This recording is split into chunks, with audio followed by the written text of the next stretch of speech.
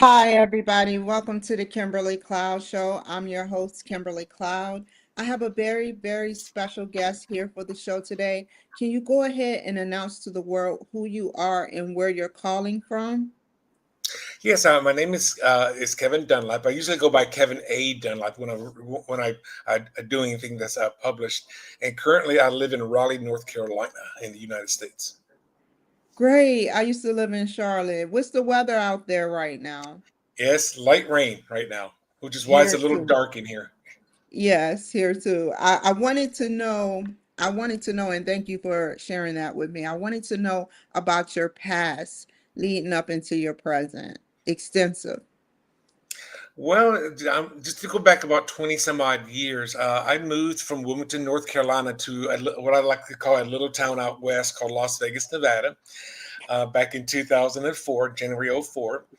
And I went out there to start investing in real estate because real estate was booming at that time. This is during the big bubble that went on in the U.S. And I started a company shortly after going there, where I was connecting investors that wanted to invest in Vegas with a lease option tenant buyer. So I started doing that back in 2004, like maybe maybe even July of 2004. So you And I use your money to pay for houses? Is that what you're saying? No, what I did was I had a network of people who wanted to buy real estate in Vegas. They didn't live in Wow. Vegas at the time. And I found a person who could not qualify for a loan, which was very hard to find somebody at that time because anybody with a heartbeat could qualify, just about. And then what I did was I worked with a local realtor. Her name was Michelle. And then the second one was Misha. I worked with a local realtor where I would find a lease option tenant buyer who was interested in buying a house. We go out there and show them homes, and then the investor would buy that home for them, and then they would have a 1 or 2 year option with like a 30, 40, maybe even 50% increase in prices. Because back in '04, you could have that was very realistic, and that person would move into that house. And I did that until the housing bubble burst, and then I had to I changed my strategy to only working with investors who currently had a home instead of having the investor buy them because the real estate market was going down at that time. So that model no longer worked, and I did Okay. that from 2004 until 2020. So I did that for 16 years. So do you have to have a real estate license for that, or can you just be independent as long as you have the resources, which is the people to get into the house and flip it, or however you did it? I would say you can do it as a licensed real estate agent or a realtor, or as a non-licensed. Now, how I did it for my first 8 years, I did not have a license from 2004 to 2012. I did not have a license, and how I got around that was that I would work with somebody, say like yourself, Kimberly, and you're the owner of the home.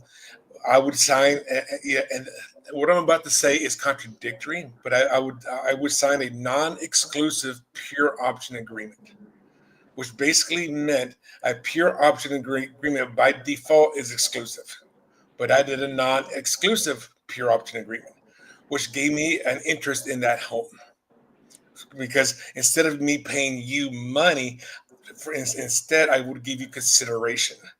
I would go out and shoot pictures. I would go out and shoot video. I would go out and do all kinds of marketing, which is something I would normally charge, say, $500 for. But I'm giving you that for free as consideration. And then I would go out and find the tenant buyer. They would sign the contracts. You would sign the contracts as well. And then I step away from the transaction. How do you get income then? How did you've done this for How I did 16 it was, years? How I did thought you? was very unique. Let's say the tenant buyer, let's say this guy named Bob and his wife, are interested in buying that home. Now they're going to be signing an option agreement. They're going to be agreeing on a purchase price. They will put down a non they will put down a non-refundable option payment. Let's say $8,000 would be their that $8,000 would be applied toward the purchase price only if they were to buy. My fee was half that option payment. So the tenant buyer is paying 8,000, you're getting 4,000, I'm keeping 4,000, you're still crediting 8,000 if they were to buy. If they don't buy, you kept that. And then they're paying a monthly rental payment above normal market rents, and then they're usually getting a two or three or $400 monthly rental credit also being applied toward the purchase if they were to buy. So how I got paid was an option fee that the tenant buyer was putting down. And you basically marketed the situation and made the situation a little better to ease into the house smoother. Yes. That's what your job was. Yes, my job was to do that. Now, at, at any one time during the heyday, like say between 2006 and 2012, I would have at least 25 or 30 homes that I was marketing at any one time. So my name, because I started shooting video back in 2009, before people were shooting video, I was on page one of Google at least four times on any one particular day, giving certain keywords like lease option Las Vegas. So, so after years and years and years of doing this, I built up a reputation. People who knew who I was. Other realtors would give me a call and say, "Hey, I want some. My client wants to do a lease option. I really don't know how to do this. Could you do this for them?" So I would get referrals from realtors. Obviously, I've worked with a lot of different investors. Now, I did find another person that did the exact same thing that I was doing.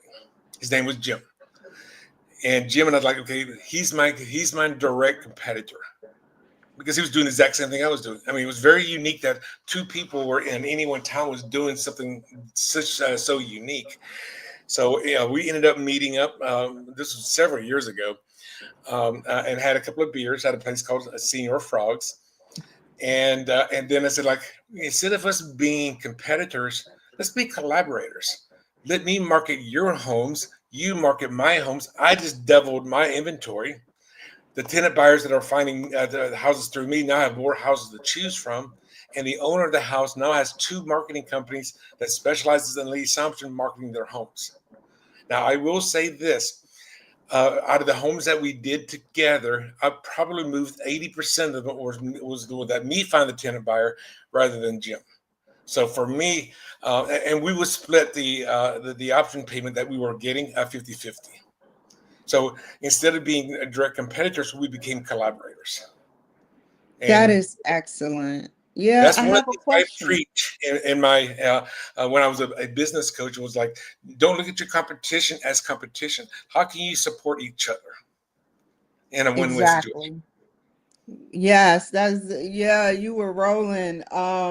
What do the people need from you in this situation? Then we're going to try to start talking about your books, but what does the people that wants to either buy or purchase a home need from you in order to get what they need from you? And what I mean by that is, what are they getting from you, like, Well, in they're getting order into to a proceed? home. I mean, they have to have the money to go to get into the home. They may not have the credit yet. They may not be able to qualify for a loan for whatever reason. They may have just had a bankruptcy. They may have just did a short sale I always call it life happened. Life happens to everybody. So basically, all they needed was the option payment. Yeah, just having the money to put down toward that house. I did my best to put them into contact with people that did credit repair if that is something that they needed, like working on reducing debt, whatever it was. So my goal was for them to buy that home. Now, most of the time they did not buy, and there's quite a few homes that I marketed 4 or 5 times over the course of 10 years. I mean, that's just the way it is. Um, but my goal always was that whoever was moving into that home, that they had every option possible to actually buy that home. That was my goal. No, and I knew that most people did not buy. And the funny thing was, the ones that I said, I seriously doubt that person will ever qualify. There's the one that qualified.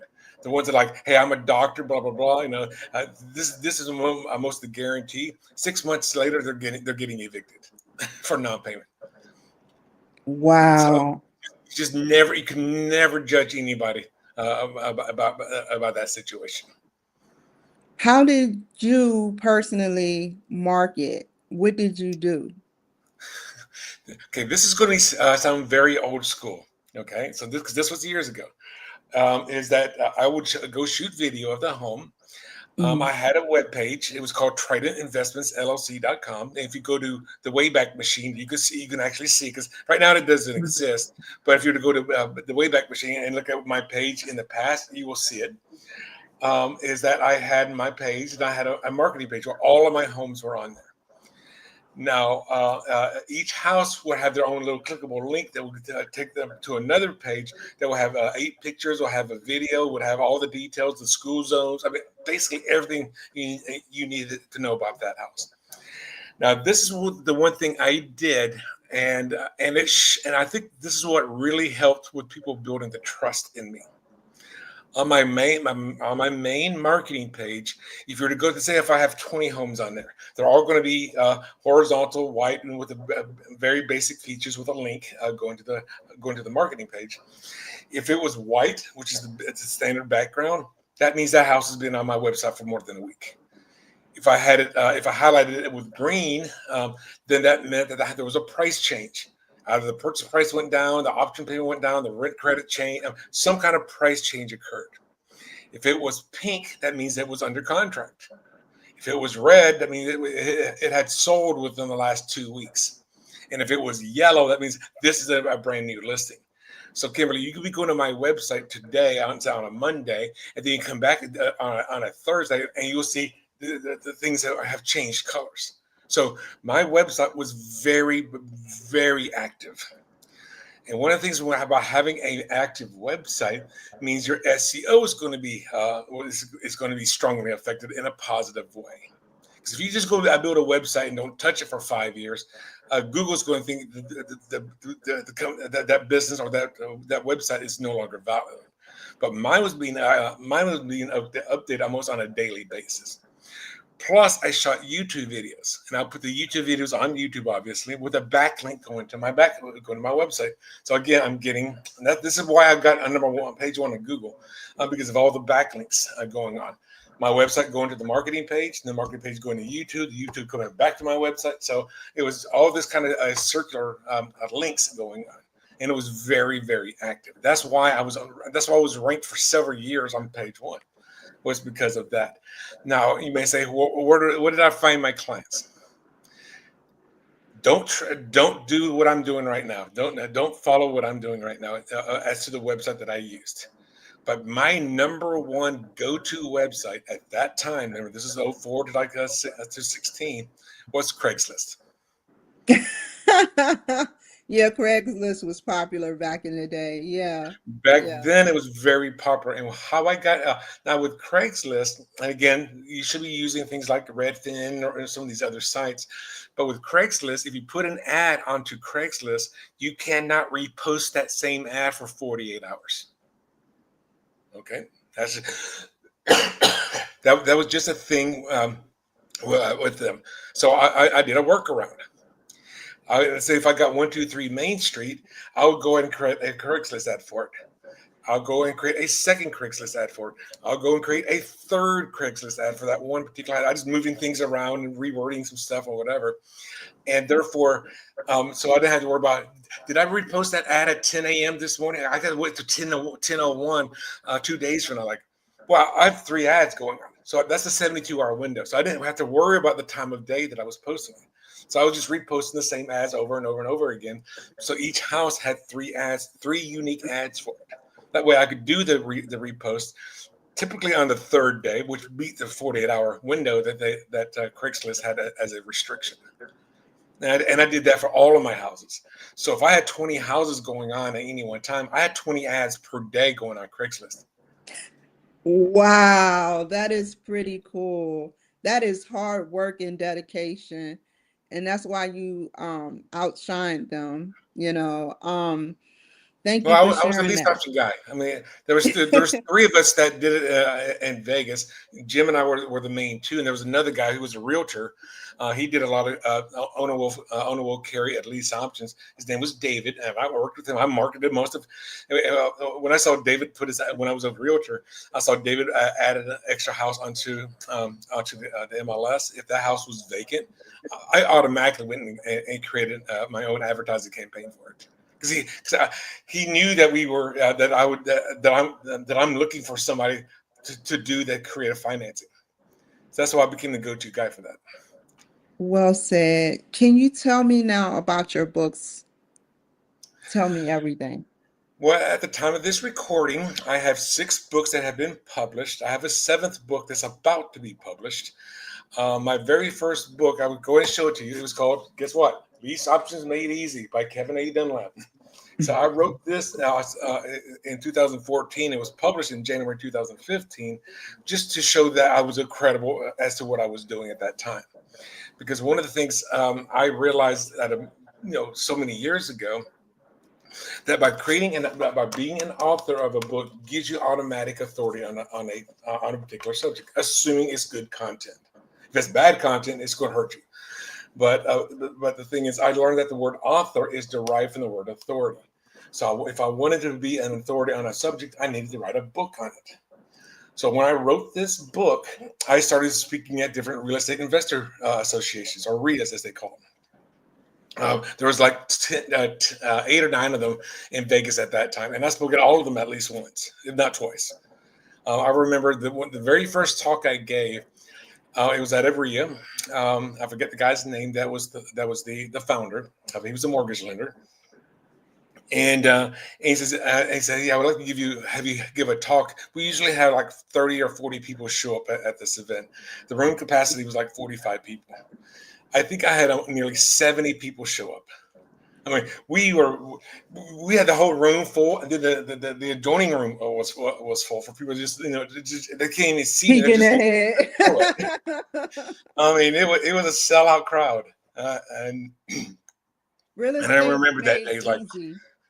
what's Real that? estate made easy, is about 2 fictitious names in the real estate book, and you talk about what? Well, with the Lease Options Made Easy, I wrote that book initially basically just on my 29 FAQs that were on my website. Remember, I created this website in 2004.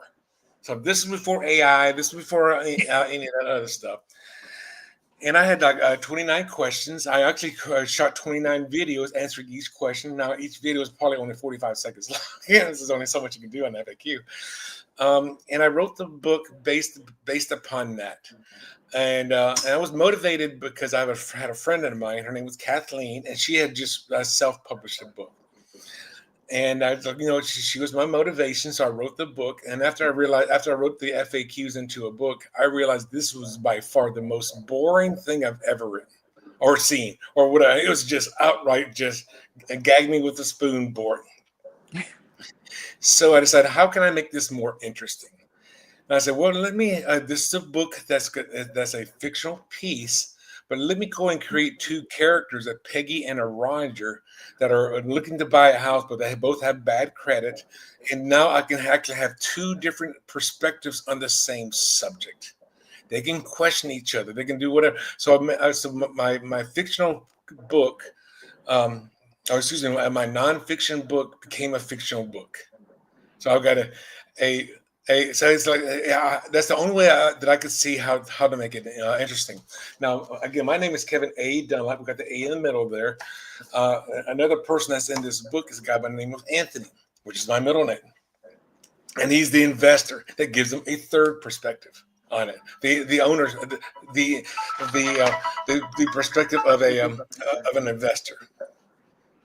So I that's have a that. question. Sure. I wanted to know your reputable, like, how did you find your publisher, or did you independently do it yourself? I independently did it myself. I went through what was then called Create Space. It's not called that anymore. I went through Create Space, which is the Amazon's self-publishing platform. It is now called Kindle Direct Publishing, or KDP. That changed in probably like 2019, 2020. But I went through a self-publisher.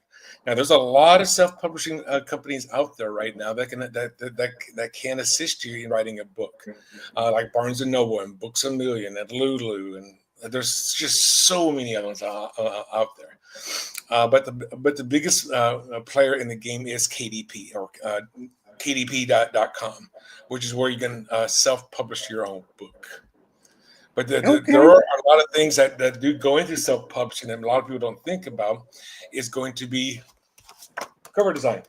Now, how thick is Yeah. your book? Because KDP, when you do a soft cover or a hardcover book, they want to know all the way down to 1/10,000th of an inch. So if you've got a 240-page book, but your cover is designed for 242 pages, KDP will reject it. So you have to be exact, and which is why when I in my coaching business for authors, cover design is one of the last things, if not the last thing, that you do. Tell Because me you about, go because ahead. we're running out of time. Tell me about your 3 books. Try to tell me why the people need to read your sci-fi books. Well, back in November of 2024, I was just playing around with AI, AI imagery, and then I went and created a whole bunch of different characters. And then when I created the characters, I had no intention of writing another book. So, I mean, I've already written 4 nonfiction books. I was like, I'm not going to be writing another one. It's just so much time, whatever. And then I thought in December 2024, like, why don't I actually just write a book? So I created 7 main characters. Only 4 of them are human. The other 3 are not. And I wanted to make them as diverse as possible. So my main character is a female demon, and she's a good guy. Um, this is her right there, and she's the good guy. Okay. And she wanted and she enlists a 6 foot tall green skinned a brute of a female wrestler kind of person. Then a 5'2" blue skin, very bubbly princess, white hair, blue skin with wings. And then they get Kimiko, which is a ninja. That's Freya there. She's the blue girl. And then they ended up getting Adrian, which is this is the cover design before I actually get it. Because you got Grilka here, and they got Adrian. He's the very sarcastic pilot, so he's the comedic relief. And then we have a very spiritual Navajo Indian, and then we have a very royal, very regal Egyptian goddess. So all the 7 characters, they're completely different. I mean, completely different personalities. And to me, just blending all those 7 characters together into a team, the camaraderie of that team of people. So I What was really, the story timeline? What is the year? Did you give a timeline? I did. Like I said, it was 2312. So I Okay. wanted to give 300 years in the future. So space travel or stuff like that is very common as far as Earth is concerned at that time. Um, so, but I am having my 4th book with a Navajo Indian. That's going to be a time travel book. So she's traveling back to her ancestors' days, her and her brother, and kind of find out they're the reasons back in the 1800s why the Navajo tribes did what they did, not realizing that her future was part of her past. Wow, that is so cool. Oh So my I'm God, trying to interweave all that stuff together. where do you see yourself going in the future? Well, I have started a new media company. It's called a Green Quill Media, and essentially what that is to help people to actually launch their first books. I call it the business coaching for aspiring authors. And going back to my very first book, whatever it is that you do for a living, career, or whatever, if you can write a book on it, show that you are the authority. That's one way to start really building your credibility. Because one of the things I say about this book here is that this is what I call a glorified business card. So basically it's showing all the credentials, right Mhm. up at the front. So what do you mean by authoritarian or authority? Like, define what you mean so the audience can know. By being an author, because the word author is derived from the word authority, which means that you're the expert on the subject. So by writing a good book on whatever that you're the authority at, just builds your credibility. If you're okay with speaking on stage, this is your calling card to get on stage. I mean, when I wrote this book, my second book, Designing Your Own Destiny, which is also a workbook. I mean, I would speak on maybe on subject number chapter 5 or something along those lines. So, Tell and me, then tell me about one excerpt from your book. We got 2 minutes left. Tell me, or three. Tell me about one excerpt from one of your sci-fi books. Tell me about something that you can think of automatically and what it meant to you. I'll pull it from this book here, which is Cold Front. Mhm. Now, Freya is going back to her homeworld. That's her twin sister, Frigid, and Kimiko is just a guest. Now, I have it where the four elementals are taking over their planet, and Kimiko has to be the one that goes from the cold ninja, very stoic, very no personality, to being the one that must take on the entire planet's. This is called humanity. So she has to become very emotional, very open, very opening up her heart, where therefore she unveils who she really is, rather than being this cold, stoic, hiding in the shadows, a ninja type. So she has a huge personal growth in this book. While Freya, which is a very bubbly, very lighthearted, very loving, she'll be the one that will give you the biggest hug, even though she's the smallest person out of the whole team. I have to So, know, what was your inspiration in under 30 seconds behind those beautiful images of them, like on the book I cover? wanted a team of people that were so diverse, from different planets, different skin tones, different personalities. I wanted to have a very diverse group of people and how they are interacting with each other, especially when this guy Adrian gets involved, and he's a comic relief, the sarcastic one. So Cool. I just wanted to have all of them acting together. How can the people reach you, Kevin? They can go to my website at kevinadunlap.com, because all my books are on there. My contact information is on there. They can email me at kevinadunlap.com. That's going to probably be by far the easiest way. Thank you. Stay on the line. Thank you guys for joining my show. Thank you, Brady Moringa. Thank you. Y'all take care, be safe, and I will see you guys later. Stay on the line, Kevin. Never waste my time, you are I want.